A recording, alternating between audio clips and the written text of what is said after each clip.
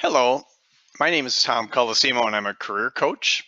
And today we're going to be talking about resumes that get you the job. Again, my background is a career architect, a recruiter. I was a recruiter for 6 years in agency recruiting and then another couple of years in corporate recruiting.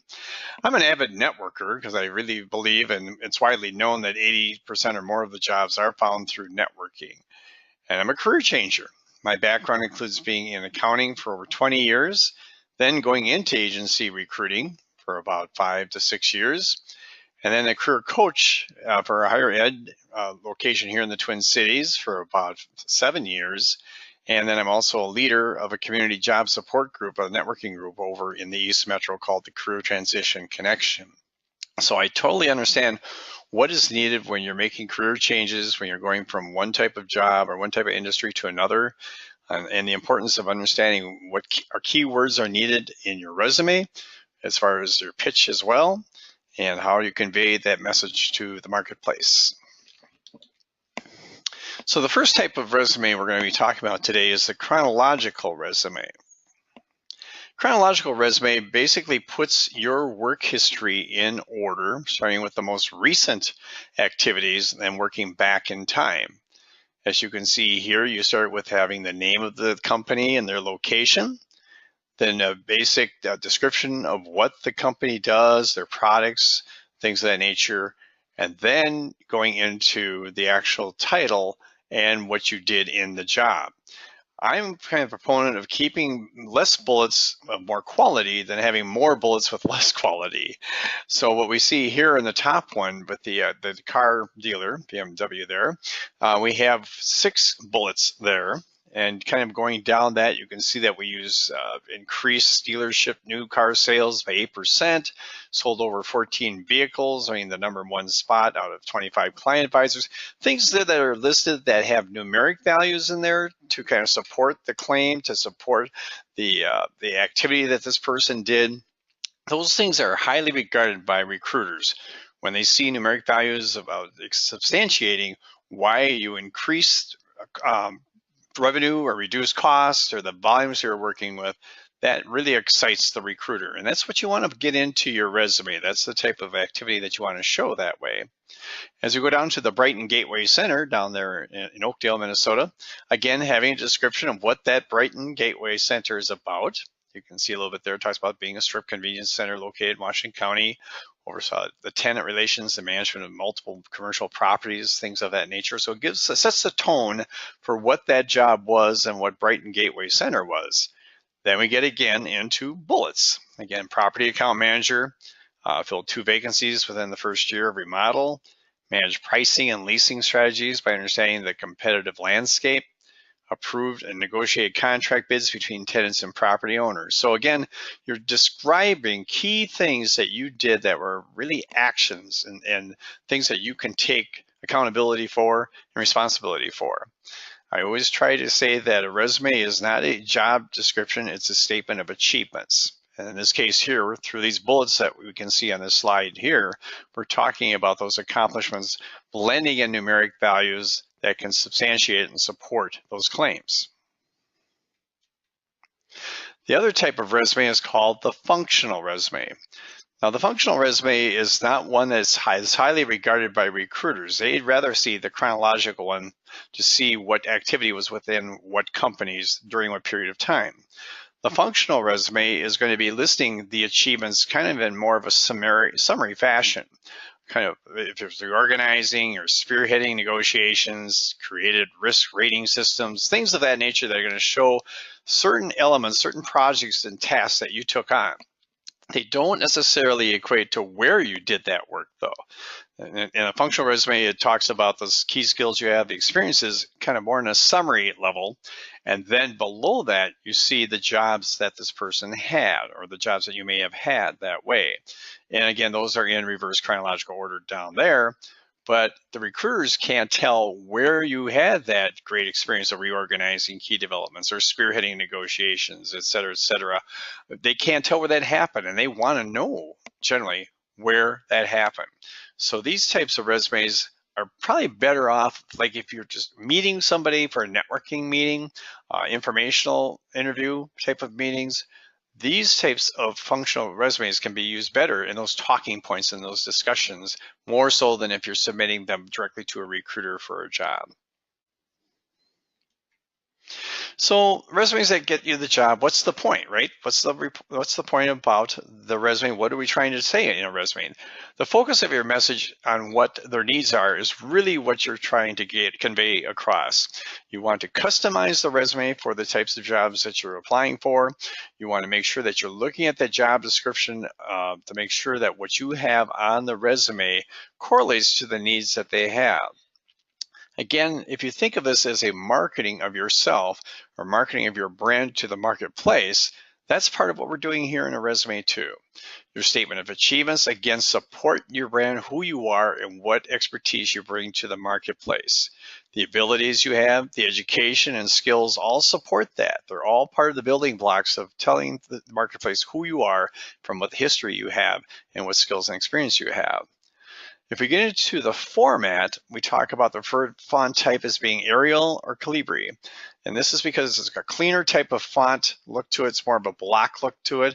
It doesn't have any extra little flares on the letters and things like that that can cause issues when sending it through a scanning equipment at a company. For example, if you're uploading your resume, sometimes having too many lines or having font size that doesn't go through clearly can cause issues with that. The margins along the framework should be 0.7 or 0.75 on all sides. You don't want the resume to look crunched and have too much information in the middle and have large margins.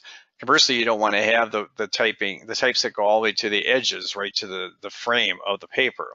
You want to leave it enough margins, white space around it, so that there can be notes that can be taken. It just looks to be an easier to read that way and to keep it cleaner from that standpoint. Please proofread and run the spell check before submitting the resume. This is one thing that gets into a recruiter's craw, so to speak. They might feel like it's a pet peeve of theirs. When they see a resume being submitted and it has little red squiggle lines or green squiggle lines showing that the person didn't take the time to run a spell check or the word check on it to make sure that it is properly spelled, that is something that must be done. So please take time to just do that simple task, because that will show that you care. It shows that your attention to detail is there. If it's the lack of not being sloppy from that standpoint. Limit the use of bolding and no italicized fonts. Again, you want to keep this as simple as possible with a plain black and white look to it. If you add more bolding to things, it gets harder to read. If you have italicized fonts, it gets kind of sketchy, hard to read, as well as when it goes through the scanning equipment, it is more difficult and causes some issues that way too. So just keep things very plain, black and white, not so much bolding. Limit your bolding to your name at the top and the name of the companies that you worked for, but don't have bolding all over trying to highlight different keywords. Leave that to just going through the process and reading along that line. Again, don't have those solid lines going across, those horizontal lines going across to divide sections on the resumes. Try to just, again, keep it simple and clean. Having more lines on there will cause more issues than not having those lines there by far. The summary at the top of the resume is kind of tells the marketplace where you've been, where you are, what you have, and who you are, and where you want to go and why. This summary should not be longer than 3 sentences at the most. We don't want to make it a huge paragraph. We don't want to get into too much detail, but we want to set the tone for who you are, where you've been, and what you want. The focus should be part of this summary. When you're finishing off this summary, paragraph, you should be able to have that sentence saying, currently seeking or actively pursuing a position in marketing or a position in accounting or a position in engineering. You should have that type of thing put on the end as the last sentence so people understand what you're looking for. Here are some examples of summaries. Example 1, a strategic sales account manager with experience within a retail and manufacturing industry competencies in customer service and follow through and professional expertise in new business development. Other skills include strategic account planning, which have led to 30% revenue growth per year over a year for 5 years running, while increasing market share by 15% per year over that time frame. So this summary statement really comes across as the impactful type statement, because it lists out those percentages that drive home the achievements, and also gives a nice background for this person as far as what they've done in the past and the expertise they bring to the table. Example 2, if we read that through, it's to obtain a strategic sales position within a growing company where my professional expertise in new business sales, account management, and strategic account planning will be utilized to drive revenue growth, gross profit margin, and market share. This is a good summary too. Again, there's no numeric values put in there though, so it doesn't quite have this crispness that we're looking for. It's nice in that it explains a little bit of what they're looking for, but it doesn't really get into the details of what they have to excite the reader to want to read on. Example 3, organized, enthusiastic, positive self-starter with experience in presenting, facilitation, coalition building, communication, planning, leading project teams, and case planning. Skill set includes excellent interpersonal skills, ability to multitask, work in ambiguity independently, and as part of a team. Okay, but what is the focus? I have that in red there. So what does this all mean? It's got a lot of descriptions. It's got a lot of adjectives describing this person, a lot of listing of activities. But again, we're leading down to what? What are we looking for? This person has explained a lot of things that they have, but so what? So as a recruiter, it doesn't really grab their attention. It can be said in a lot of generic terms, the way they have it stated here, that can be applied to many people.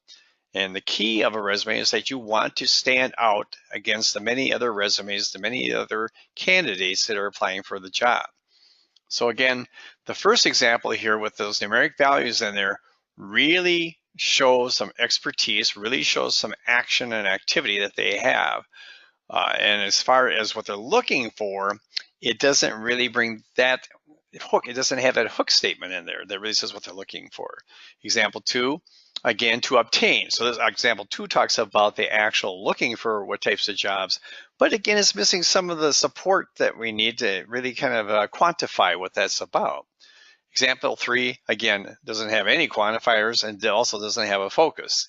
So that is a very weak statement from that standpoint. Sections within the resume as we continue on, the participant example here, here's another one.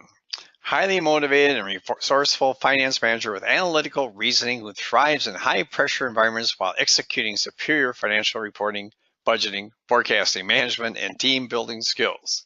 Innovative and client-focused account manager with extensive knowledge of accounting software and processes while remaining proficient in extracting financial data from various reporting systems and suggesting key operational changes to drive productivity and profitability. Results-oriented team player and time manager seeking to leverage background into a finance management or accounts management role with a progressive organization.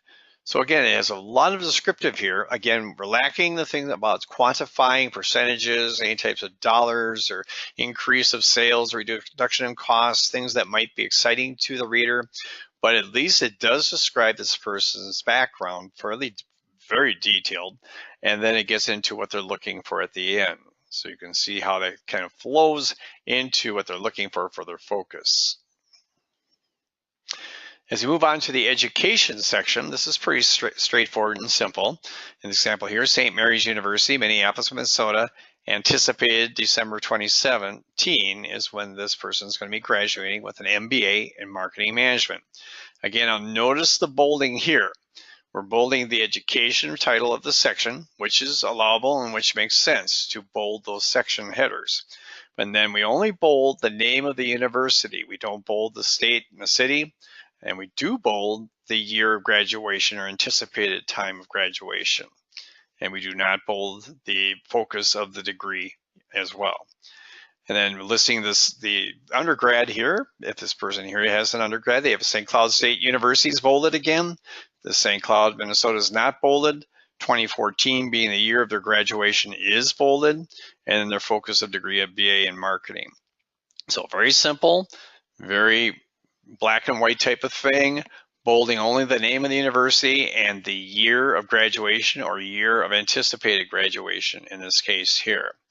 Sometimes you may want to list core classes that you've taken if you have less experience, because that way it'll show the market that, or the recruiter, that you have those core classes in the MBA, for example, or BA, whatever it might be, that drive that focus in that particular industry or that particular focus you're trying to get into. So having that substantiated on the resume underneath your education will help give you more support if you have less experience. Next section we're talking about is core competencies. Again, as you can see, we bold core competencies on the resume, but this section includes adjectives that describe your strengths using key words. And this is a very fluid part of the document of the resume as well, because if you look at job descriptions, you'll see what the key points that they're looking for. So you want to bring those words into this section so that you're matching off and so-called checking off the list with what they're looking for to what you have. Obviously, you have to be truthful at this. You can't just plagiarize and put things on here that are directly in that job description. But if you have that experience that matches up well, you should have it here and make that highlighted that way. So in case here, these adjectives are consultative and solution sales, new business development, strategic planning and implementation, networking and relationship building. So this person has a lot of account management, forecasting, and assessment of the marketplace of what they're looking for in the marketplace, and product development. So you can see that a lot of these activities here and adjectives describing this person's background really are hard-hitting and are very much something that somebody who's in product management, product development, sales would want to have and should have in their background. So as we move ahead here, sections within the resume again. So we have the types of resume we've covered. We've talked about the summary. We've talked about the educational section and the core competencies. So next we're going to get into more of the details as far as that goes for the core of the resume. For each job in a chronological resume, you should have 5 to 7 bullets per job. You don't want to have 1 bullet or 2 bullets, but you don't also want to have 20 bullets. It's about quality of the bullets versus quantity. So if you're putting down a bullet that really is crisp and concise and talks about an achievement, about an action you took and the result that happened from that, that would be called a STAR story. So if you think STAR, statement, task, action, result. And this is how you get your point across in a bullet that would be exciting to the reader and also have some quantification in there to talk about what supports the claim you make from that standpoint. So here's some examples of bullets that I think will kind of depict what we're talking about here. So in this case, Def Manufacturing in St. Paul, Minnesota, the years 2007 and 2008. Now notice what's bolded, the name of the company and the years that the person worked there. A short description of what the company Def Manufacturing is about, how many employees, what types of products they make. And then we get down into the business development manager position itself. Again, the bullets here will talk about responsible for sourcing position openings within a 100 miles of the Twin Cities, 28% growth restored profitability to a nonprofit branch in 1 year, drove business revenue on a short-term and long-term basis by targeting, identifying, and meeting with qualified clients, obtaining 5 orders per week, averaging $300,000 per order. So there's some great quantification numbers that we're seeing coming through on these bullets that really detail the strength of the claim. Moving on to the next bullet, increased customer base by engaging in a minimum of 15 scheduled discovery meetings per week with prospect managers. Again, 15 per week. The 15 catches your attention and it shows the dynamics of the activity. Finally, the final bullet here, managed a sales team of 10 local and regional business development professionals, consistently ranked in the company's top 3 teams out of 8 total teams. So we're getting the relationship of what this person did with his teams or her teams compared to the rest of the company, and also the size of the team that this person managed. So it gives you a complete picture with these bullets here you can understand a lot of what this person did to contribute to the position within DEF manufacturing. Okay, as we continue on, these are different types of bullets as well. And we talk about evaluate processes and internal controls for efficiency, effectiveness, and compliance to policies and procedures. The next bullet reads, develop an accurate understanding and documentation of business processes and relevant risk into controls. Execution of various finance documents.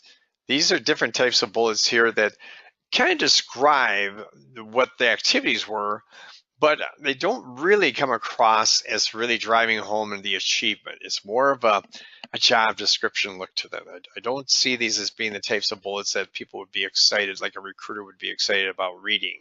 A lot of them are so much like a job description, there's nothing that really grabs the attention, such as the ones that were on the previous slide. As we go into the final section, the technical additional section of the resume, this is where you list out your expertise in software, certifications, recognitions that you receive for being a top person in a particular element. So for example, here in the proficient in Word, Excel, Advanced, we put Advanced after Excel if you have the type of expertise of working with pivot tables, various types of lookups, and other types of macros that make you a little more advanced in that line. So that would be where you could put advanced after that Excel to qualify that. PowerPoint, Outlook, WebEx, Cyber, and Salesforce CRM. This is where you're starting to list out those, again, the types of software that the marketplace might be looking for as you're in your job search. Another software, SAP software, implementation and maintenance, a power user. So this is another designation of somebody who's got more expertise in SAP software. So they added that on there as well. Certified Black Belt Six Sigma, very important certification that a person can have if they're working in operations, in manufacturing, or in supply chain procurement. It's very well respected. Lean Manufacturing Certified Team Member, another thing that's very respected in the manufacturing industry. Then we get into the volunteer efforts. It's always important to have at least one or two items of volunteering because companies like to see that you're a well-rounded individual, that you're engaged in the community, more so than just doing work day and night. They want to see if you also are a balanced person that helps out in the community and volunteers, because so many companies actually do this. They actually get involved in the community, so they like people who like doing that.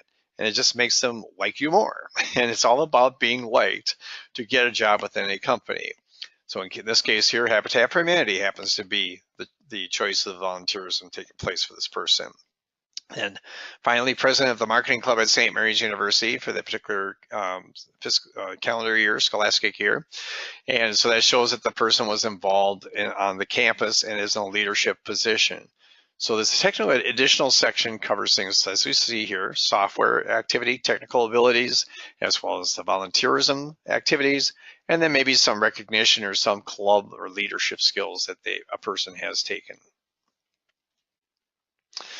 So again, the resume is just one element of the job search.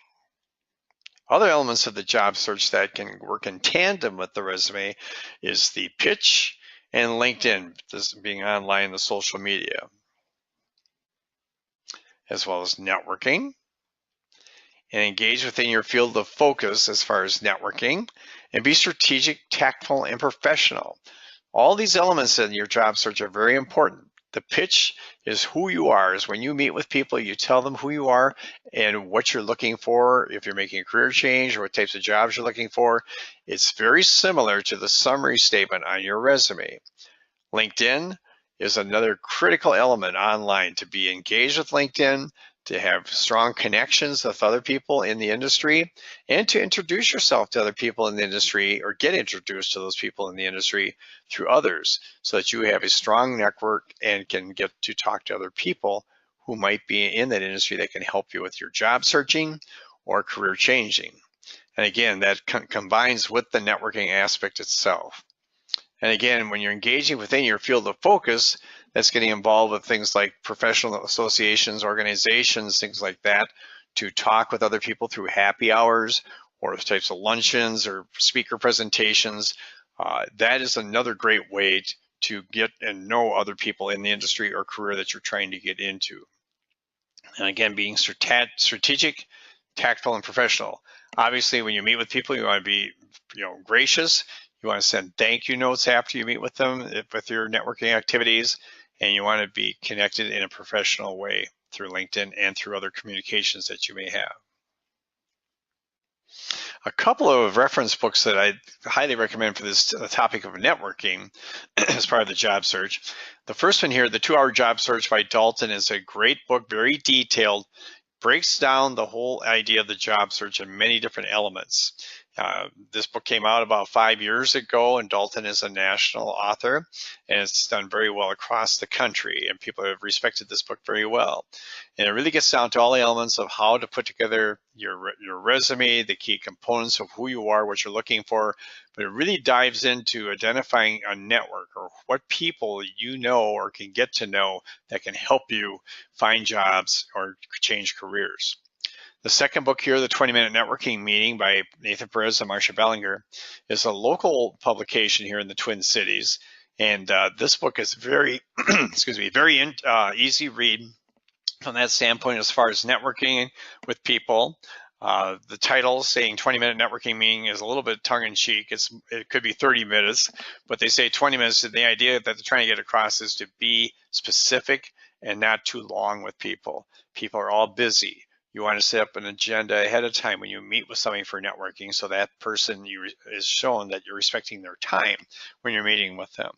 So this book is a very easy read, a very logical way of giving you examples of how to set up informational interviews or informational meetings with people to help you network and to learn about other people who work in the industry, for example, or in that particular company.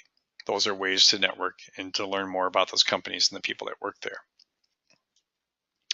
And finally, another good book that just came out early this year, Power Your Career, The Art of Tactful Self-Promotion at Work by Richard Dotson and Nancy Burke. This book, again, talks a lot about the networking concept and how to connect with each other and self-promotion tactfully. That's what the whole idea is. This is the whole idea of looking for a job is really about your brand and marketing of yourself through your resume, as we've talked about the critical elements of the resume, but also your online presence through things like LinkedIn and how you convey yourself when you meet with somebody. So you want to be able to convey the message of who you are with professionalism, what you have, and why you're looking at this new focus or this new career or the job in general, and why you want to work for that company, or why do you want to be an accountant, or why do you want to be in marketing, or why do you want to be an engineer. The way to put that story together.